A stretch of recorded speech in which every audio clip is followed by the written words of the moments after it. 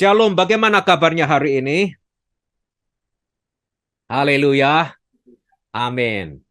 Saudara, kita semua ada dalam spirit community. Apakah spirit community itu? Spirit community memiliki visi, yaitu menjadi komunitas yang haus akan firman dan roh, dan merubah kehidupan. Haleluya. Di sini kami menyediakan kesempatan bagi kita semua untuk mengalami Allah dan menjangkau sesama. Saudara, hari ini kita akan belajar mengenai tema ini yang penting sekali, yaitu mengenai mengampuni. Ada satu hal yang sangat berkaitan dengan melupakan masa lalu kita, yaitu belajar mengampuni orang yang berbuat salah kepada kita. Masa lalu yang negatif biasanya berhubungan dengan apa yang seseorang katakan kepada kita atau apa yang seseorang lakukan kepada kita. Karena apa yang dia katakan dan lakukan kepada kita, kita sakit hati. Saudara pernah mengalami sakit hati? Karena apa yang orang katakan tentang kita, kepada kita, dan lakukan kepada kita, kita memegang dendam.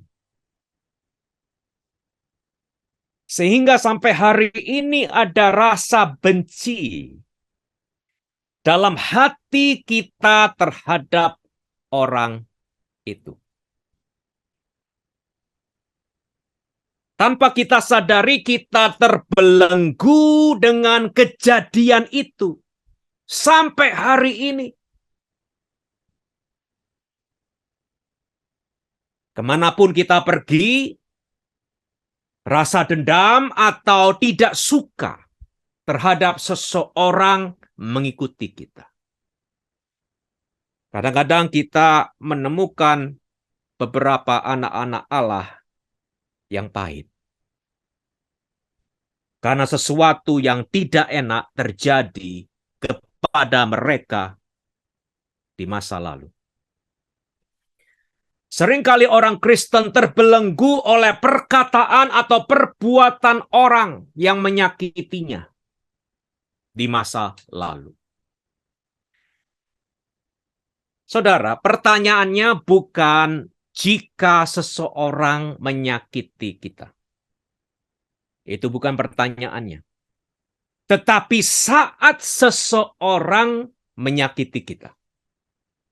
Dan kita tahu saat seperti itu pasti tiba. Betul apa tidak? Saat seperti itu pasti ada di mana seseorang menyakiti kita. Pertanyaannya adalah, saat itu, pada waktu seseorang menyakiti kita, bagaimana kita meresponinya? Untuk menjadi sukses, bahagia, sehat mental jasmani, sehat rohani, menggenapi rencana Bapa di surga, kita semua harus belajar mengampuni. Haleluya. Siapapun, dimanapun, dan kapanpun.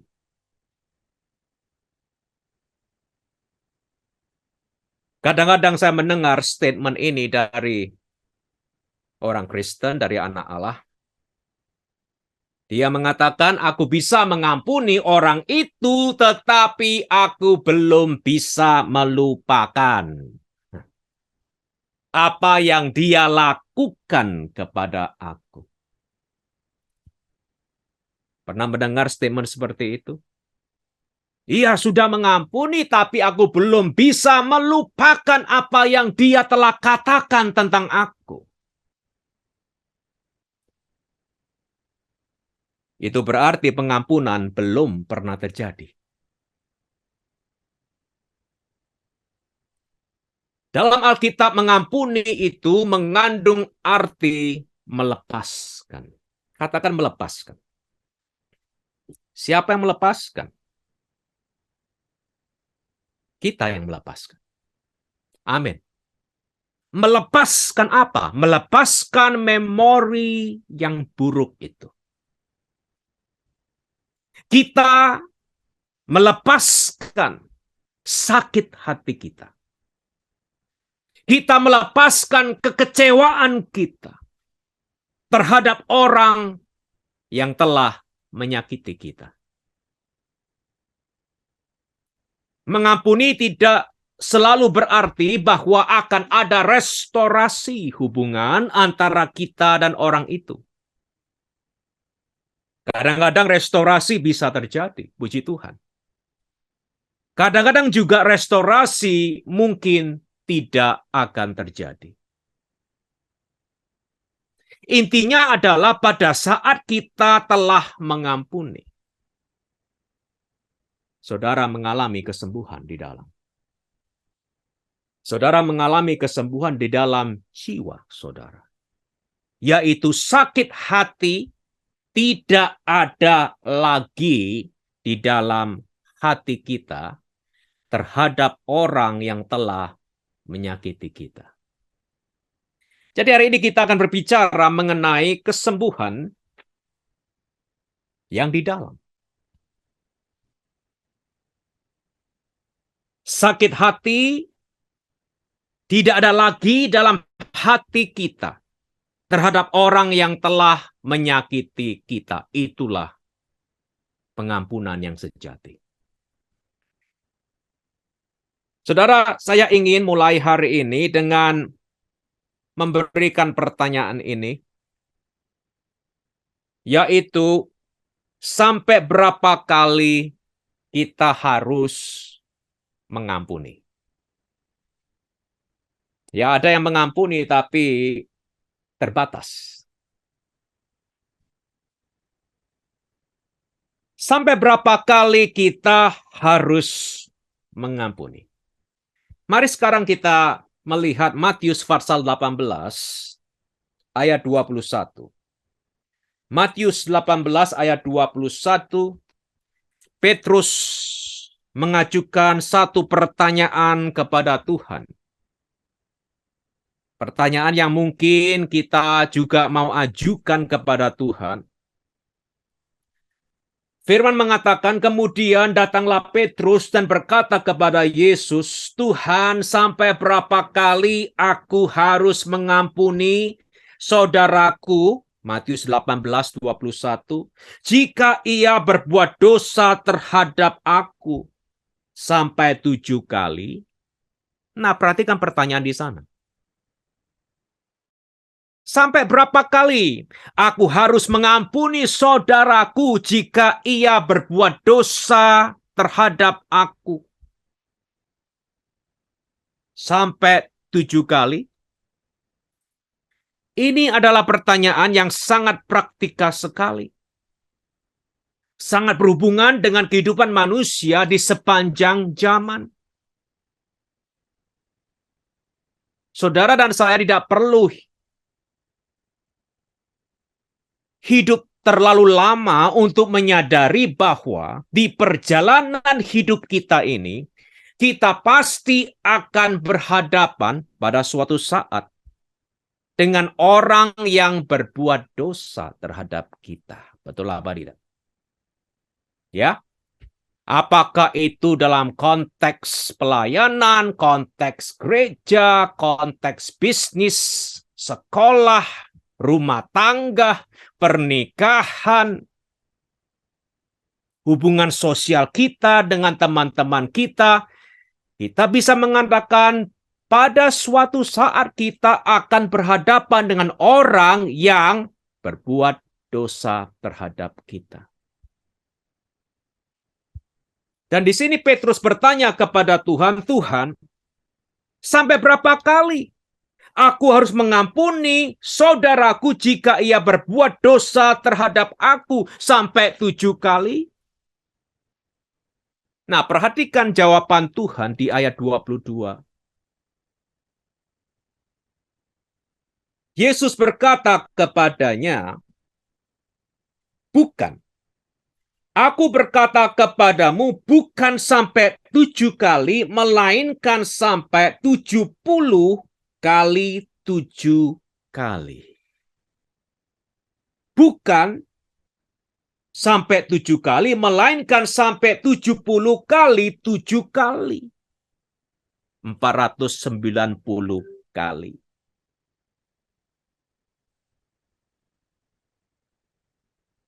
Di saat yang lain, Yesus juga berbicara tentang pengampunan kepada murid-muridnya di Lukas 17, ayat 3-4. Nah, sekarang mari kita buka Lukas 17, setelah itu kita akan kembali lagi ke Matius 18. Mari sekarang kita lihat Lukas 17, ayat 3-4. Haleluya. Hari ini adalah hari yang membawa kemerdekaan. Saudara percaya itu? Amin. Kenapa? Karena firman yang memerdekakan disampaikan. Roh Kudus sedang bekerja. Melepaskan belenggu. Haleluya. Puji Tuhan. Lihat di sini, di Lukas 17 ayat 3-4. Tuhan berkata kepada murid-muridnya, jagalah dirimu. Jikalau saudaramu berbuat dosa, tegurlah dia. Dan jikalau ia menyesal, ampunilah dia. Bahkan jikalau ia berbuat dosa terhadap engkau 7 kali sehari. Nah, perhatikan kata itu. 7 kali sehari. Dan 7 kali ia kembali kepadamu dalam 1 hari. Dan berkata, aku menyesal, engkau harus mengampuni dia. Saudara, kalau kita membandingkan 2 perikop ini tentang pengampunan, yaitu Matius 18 dan Lukas 17 yang baru saja kita baca.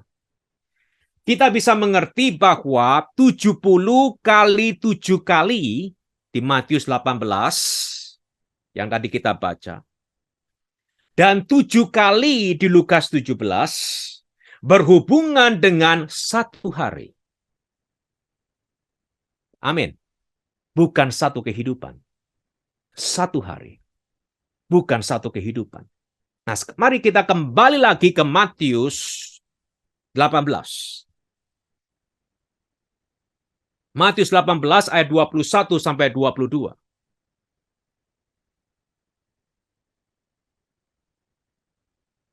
Petrus bertanya kepada Tuhan, Tuhan, sampai berapa kali aku harus mengampuni saudaraku jika ia berbuat dosa terhadap aku? Sampai 7 kali?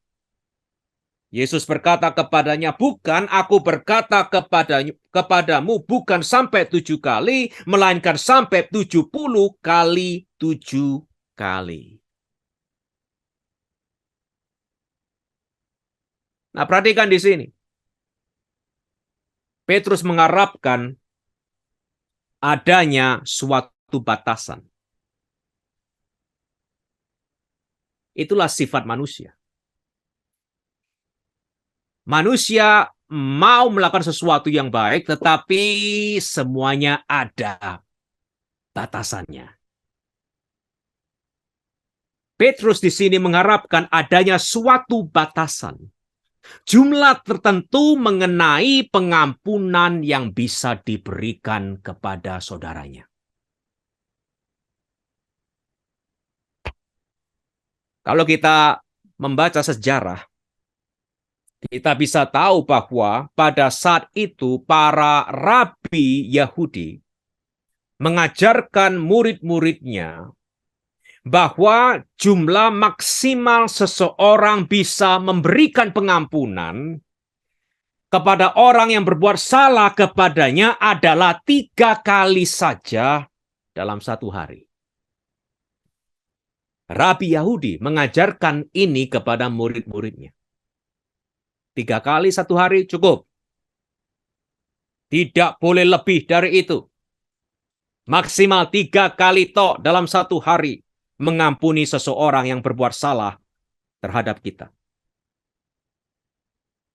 Petrus mengira memberikan pengampunan sebanyak 7 kali dalam satu hari kepada saudaranya yang berbuat dosa terhadapnya itu luar biasa. Sampai berapa kali aku harus mengampuni saudaraku yang berbuat dosa terhadap aku, Tuhan? Sampai 7 kali?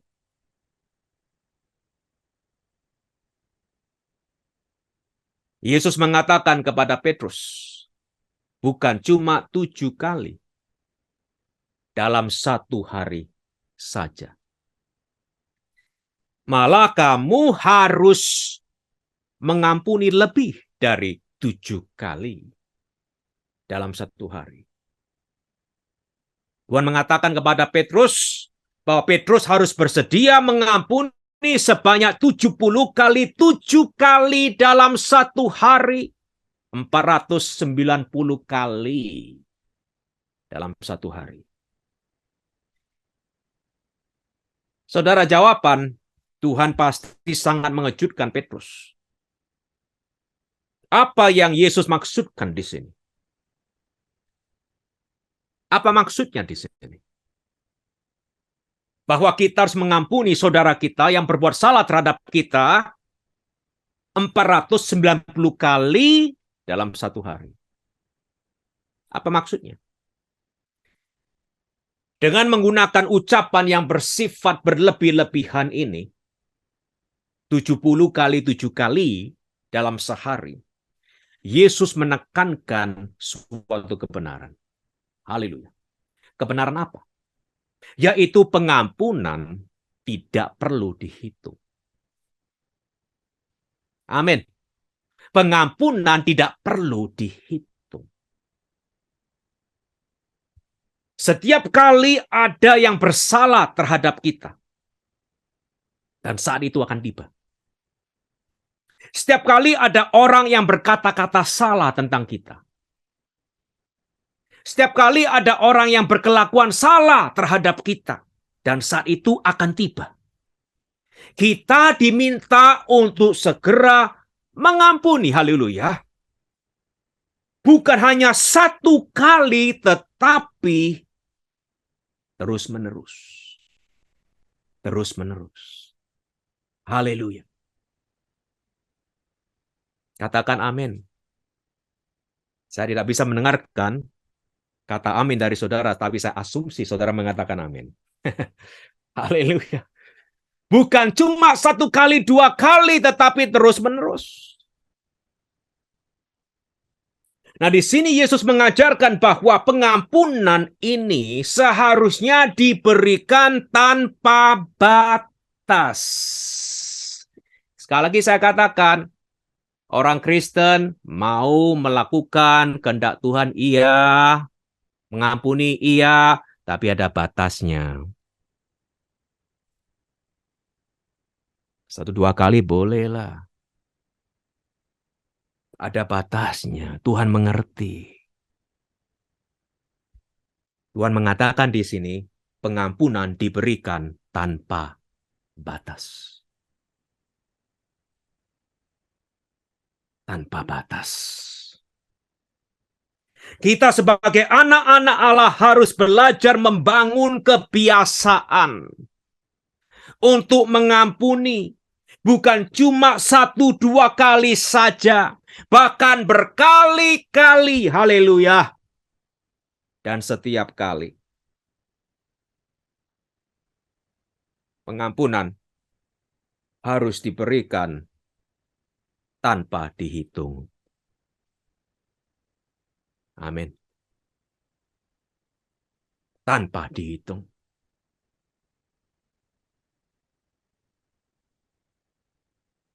Pengampunan diberikan tanpa batas.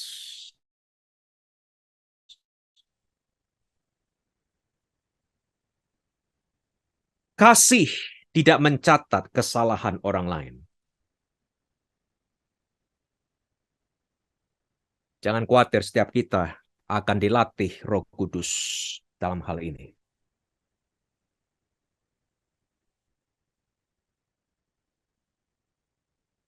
Kasih tidak mencatat kesalahan orang lain. Tidaklah heran Paulus pada saat berbicara tentang agape, kasih Allah. Paulus di bawah inspirasi Roh Kudus mengatakan bahwa kasih itu tidak menyimpan kesalahan orang lain. Menarik sekali. Mari kita lihat ayat itu. 1 Korintus pasal 13 ayat yang kelima.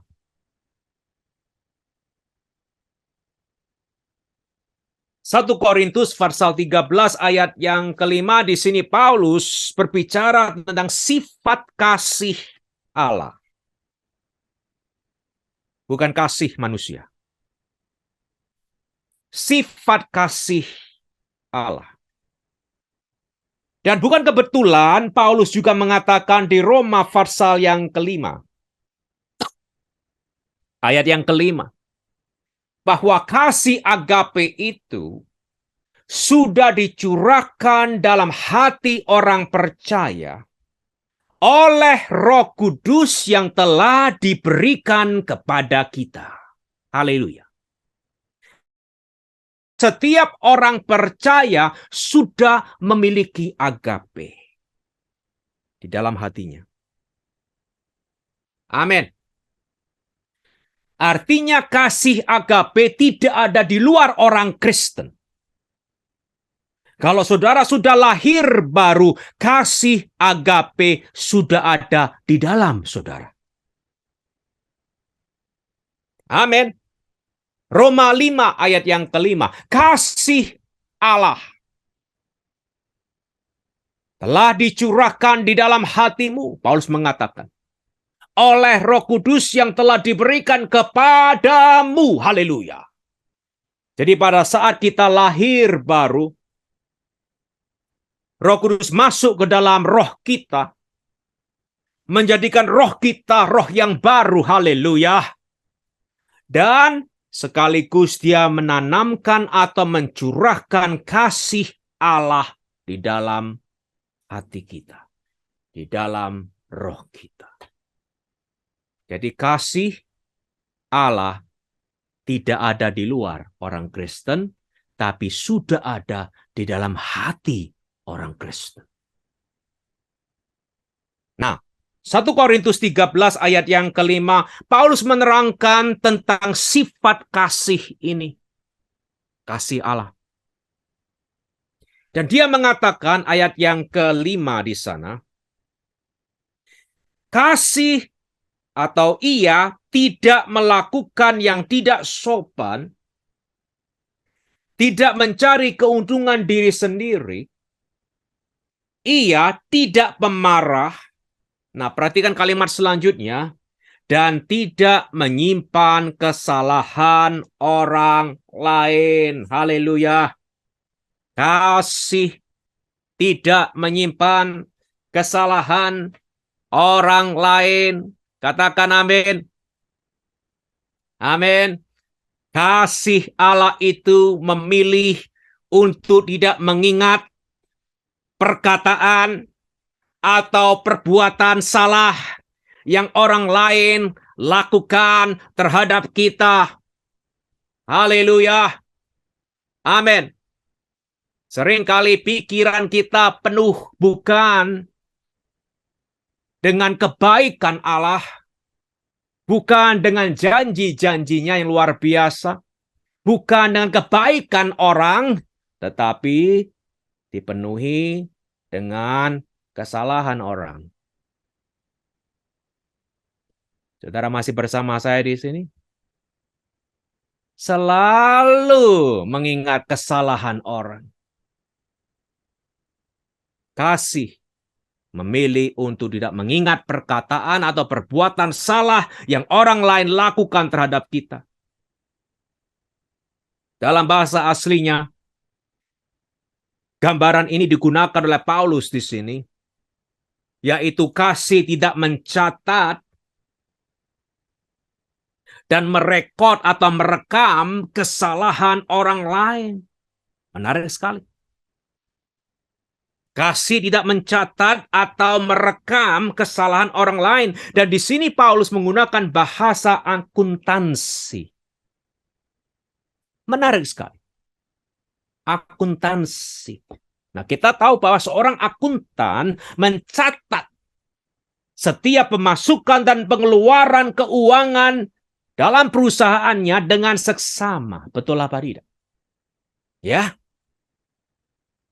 Jangan sampai kita seperti akuntan yang memiliki buku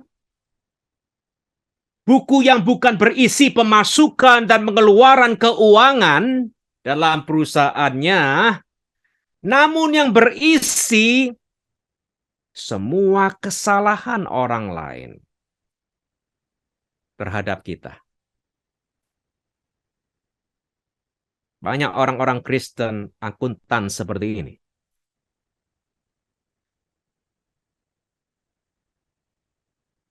Mereka membawa catatan kesalahan orang lain dalam hatinya. Bahkan mereka merekam itu perkataan mereka. Sampai hari ini mereka ingat apa yang orang itu katakan tentang dirinya.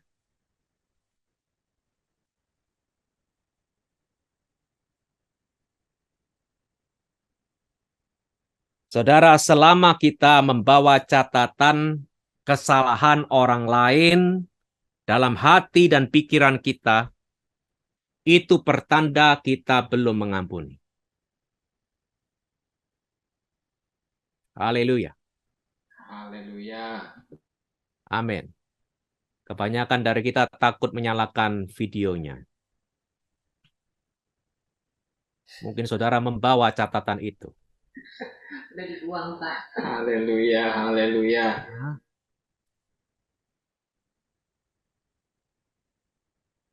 Paulus mengatakan di sini, kasih melepaskan kesalahan orang lain.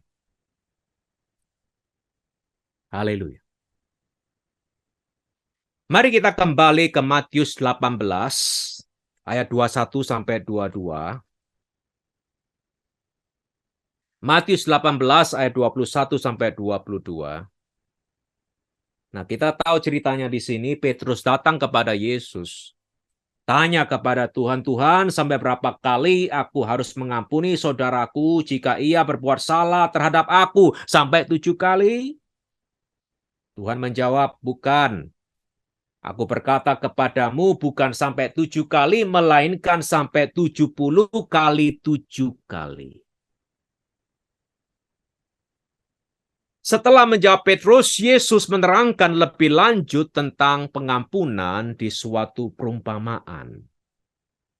Nah, sekarang mari kita lihat ayat 23 sampai 35.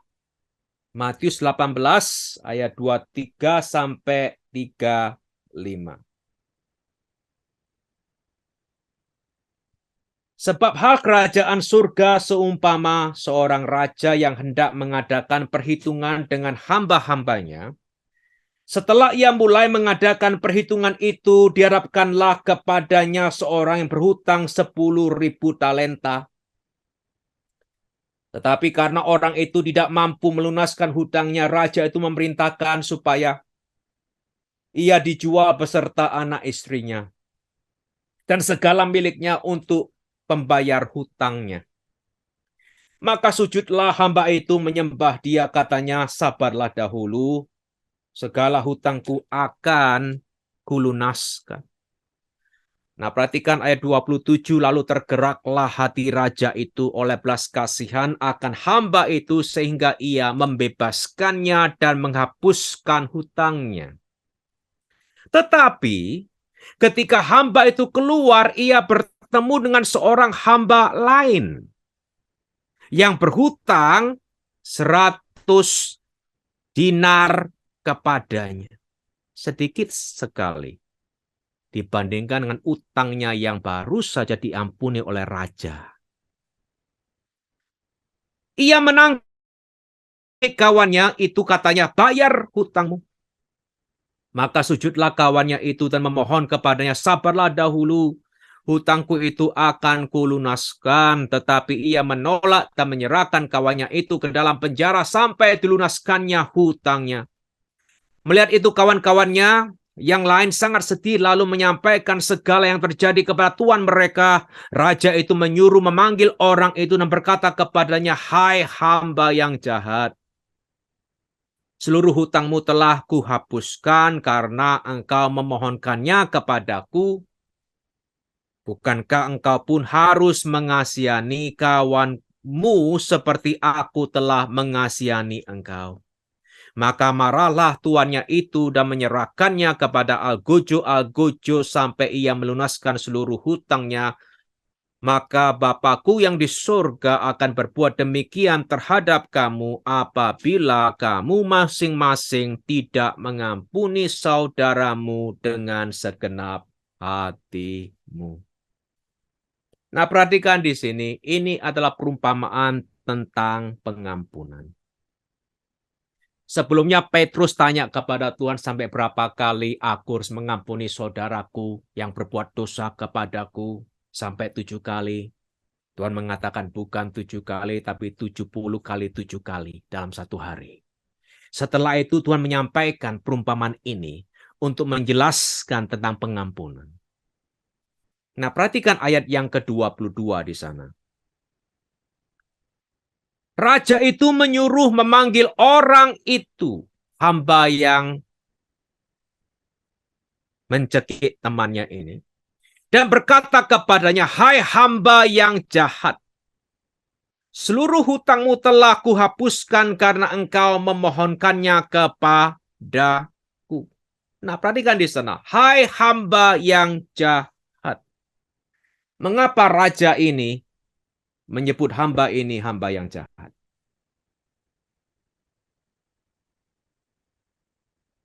Bukan karena hamba ini berbuat zina. Bukan karena hamba ini membunuh atau mencuri. Kenapa raja menyebut hamba ini hamba yang jahat? Jawabannya adalah karena hamba ini tidak mau mengampuni hutang temannya. Dan akhirnya dia dimasukkan ke dalam penjara. Apa yang kita pelajari di sini? Hati yang tidak mau mengampuni akan akhirnya menempatkan kita dalam penjara. Hati yang tidak mau mengampuni ibaratnya kehidupan dalam penjara. Kalau kita tidak mau mengampuni, itu ibaratnya kita menempatkan diri kita dalam penjara dan kita menyiksa diri sendiri. Nah, perhatikan ayat 32 dan 33. Ini harapan sang raja. Raja itu menyuruh memanggil orang itu dan berkata kepadanya, hai hamba yang jahat, seluruh hutangmu telah kuhapuskan karena engkau memohonkannya kepadaku. Bukankah engkau pun harus mengasihani kawanmu seperti aku telah mengasihani engkau? Bukankah engkau pun harus mengasihani kawanmu seperti aku telah mengasihani engkau? Nah, saya mau tanya satu pertanyaan kepada saudara di sini. Apakah kita pikir Tuhan mau kita melakukan sesuatu apa yang Dia sendiri tidak mau lakukan? Apa jawabannya?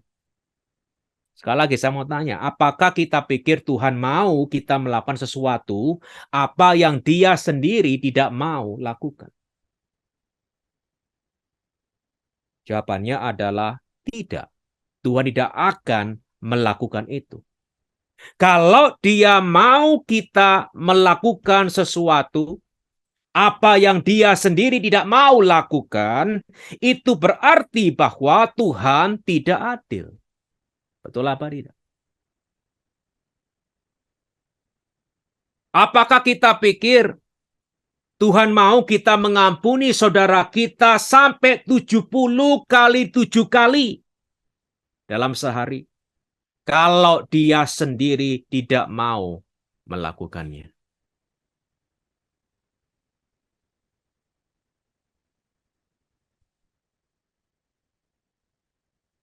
Tuhan mau kita mengampuni. Sama seperti dia sendiri mengampuni. Haleluya. Sekarang mari kita buka Efesus pasal yang keempat, ayat yang ke-32. Efesus 4, ayat 32.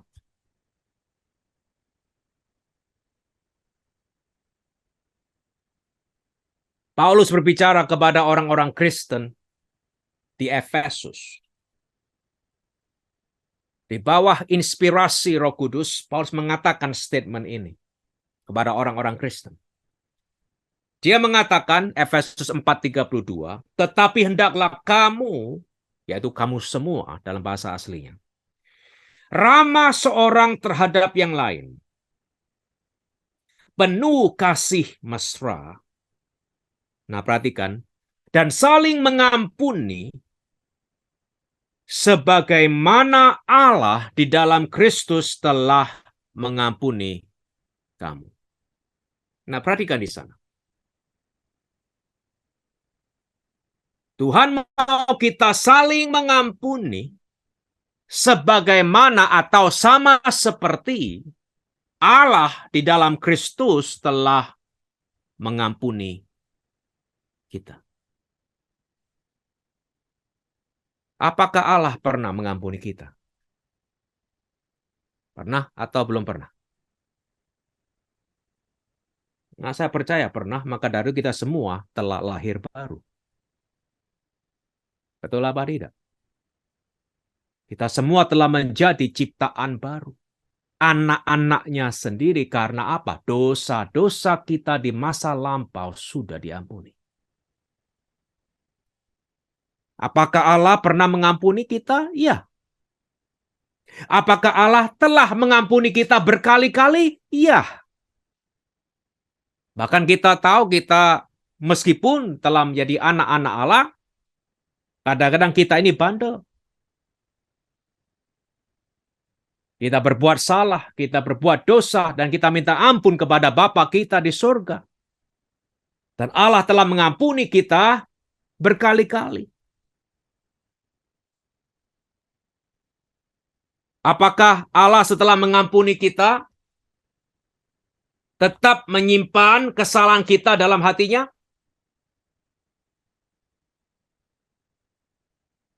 Tidak. Di khotbah yang lalu kita telah membaca Yesaya 43 ayat 25. Tuhan mengatakan, akulah dia yang menghapus dosa pemberontakanmu oleh karena aku sendiri dan aku tidak mengingat-ingat dosamu. Amin. Kalau Allah mengampuni, dia memilih melupakan. Allah tidak mencatat kesalahan kita.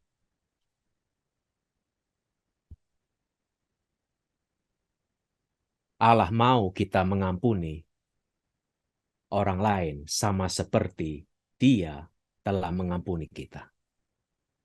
Saudara, mengampuni itu melepaskan kesalahan orang lain dari hati dan pikiran kita. Haleluya. Mengampuni itu melepaskan sakit hati kita. Mengampuni itu artinya melepaskan kekecewaan kita terhadap orang yang bersalah kepada kita. Apa yang kita pelajari hari ini? Belajar mengampuni. Bukan cuma 1 kali, 2 kali. Bahkan firman mengatakan berkali-kali. Bahkan berkali-kali dalam 1 hari. Orang Kristen dipanggil menjadi pengampun. Amin. Pengampun. Sama seperti Allah kita, Bapa pengampun. Kita dipanggil untuk menjadi seperti Dia. Bertumbuh menjadi seperti Dia. Menjadi pengampun. Jangan sampai ada sakit hati yang membelenggu kita. Kalau kita tetap terbelenggu, kita tidak bisa dipakai untuk melepaskan yang lain. Sulit. Karena kita terbelenggu. Nah, kita tahu bahwa orang yang pahit menyebarkan kepahitan. Orang yang manis menyebarkan rasa manis. Mari hari ini kita mengizinkan Roh Kudus untuk bekerja dalam hati kita, terutama dalam hal mengampuni ini. Haleluya. Mari Pak Dalbi, mari kita angkat suatu pujian. Kita mengajak saudara di sini,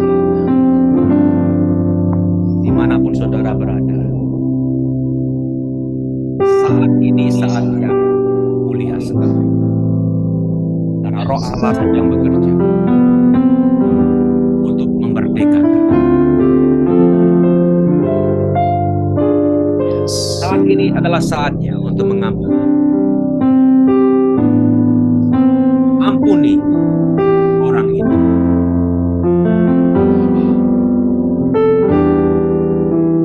Apapun yang orang itu telah lakukan, katakan kepada saudara, saat ini adalah saatnya kita mengampuni orang itu. Haleluya. Silakan Pak Delvi. Yes, amin, amin, amin. Terima kasih Yesus. Kasih yang sempurna telah ku terima darimu, bukan karena kebaikanku, hanya oleh kasih karuniamu kau pulihkan aku, layakkanku untuk dapat memanggilmu Bapa. Kau beri yang ku pinta saat ku mencari, ku mendapatkan. Ku ketuk pintumu dan kau bukakan, sebab kau Bapakku, Bapa yang kekal. Akan kau biarkan aku melangkah hanya sendirian, kau selalu ada bagiku, sebab kau Bapakku, Bapa yang kekal. Kau Bapa yang sudah mencurahkan hatimu, kasihmu dalam kami. Kasih yang sempurna telah ku terima darimu, amin. Bukan karena kebaikan, hanya oleh kasih karuniamu kau pulihkan aku, layakkanku untuk dapat memanggilmu Bapa. Kau beri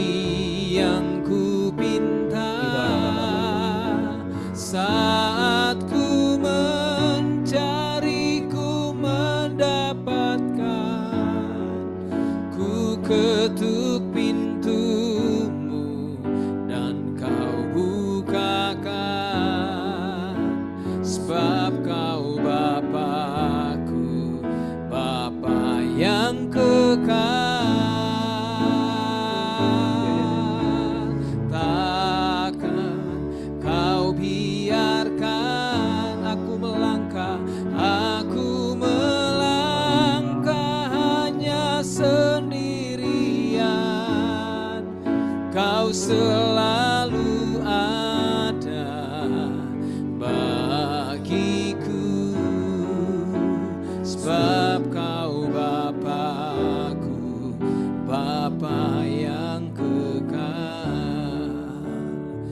Kau beri yang ku pinta, kau beri yang ku pinta. Saat ku mencari, ku mendapatkan. Ku ketuk pintumu dan kau bukakan, sebab kau Bapa-Ku, Bapa yang kekal. Takkan kau biarkan, takkan kau biarkan aku melangkah hanya sendirian. Kau selalu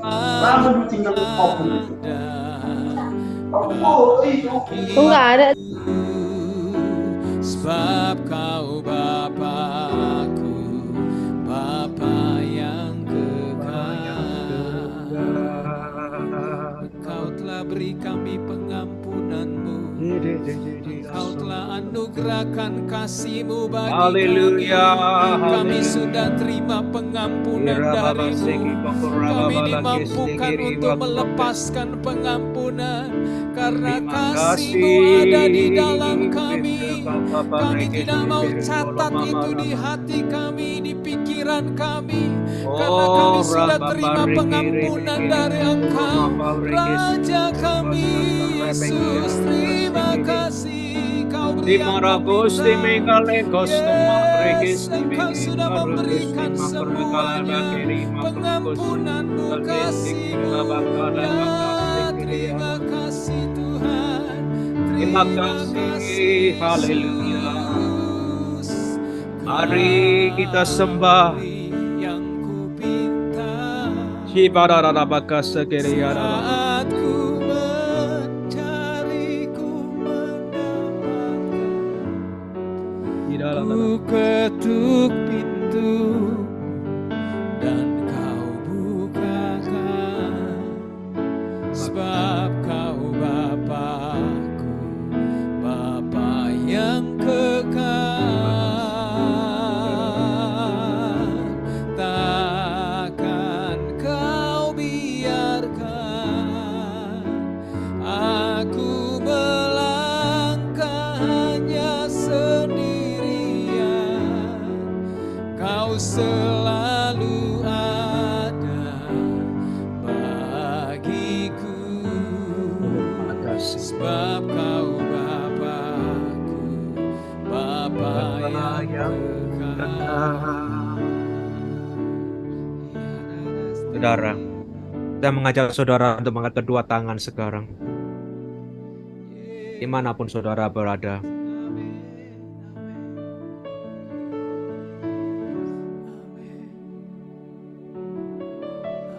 Musik tetap main. Bapak, terima kasih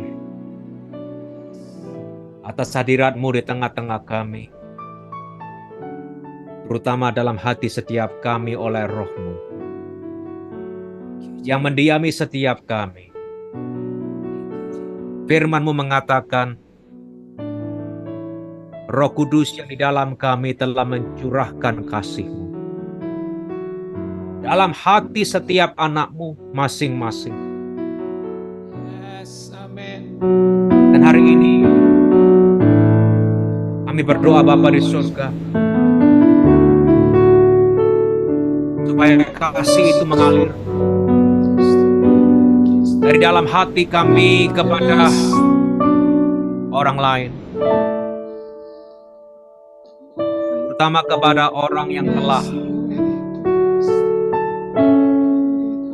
menyakiti kami,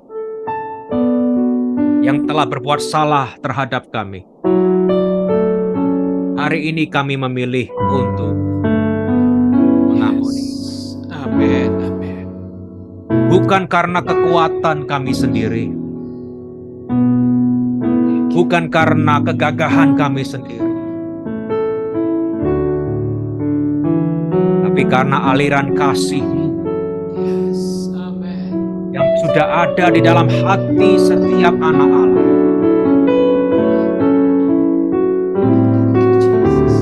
Dan hari ini kami izinkan kasih itu mengalir keluar Yes. untuk mengampuni setiap orang yang berbuat salah terhadap kami. Dan Bapa, hari ini kami memilih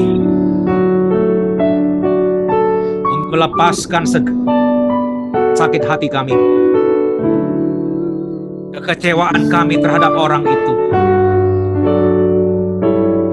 Bahkan kami memilih untuk tidak mengingat-ingat kesalahan orang itu lagi. Karena firman-Mu mengatakan kasih tidak menyimpan kesalahan orang lain. Yes. Roh Kudus, nyatakan kuasa saat ini juga. Nyatakan kuasa. Biarlah anak-anak Allah mengalami kemerdekaan hari ini. Yes. Dalam nama Yesus. Terima kasih. Nama Yesus. Haleluya. Terima kasih Tuhan. Thank you, Jesus. Thank you, Jesus. Sekali lagi saya mengundang Bapak Ibu Saudara untuk mengangkat kedua tangan kepada Bapa di surga. Amin. Bapak, Engkau lihat tangan anak-anak-Mu yang terangkat kepadamu. Sebelum kami selesai ibadah ini, kami minta Engkau mengulurkan tangan-Mu yang baik, yang kudus, memberkati setiap anak-Mu satu persatu. Tidak ada satupun orang anak yang Engkau lewati, semuanya Engkau berkati.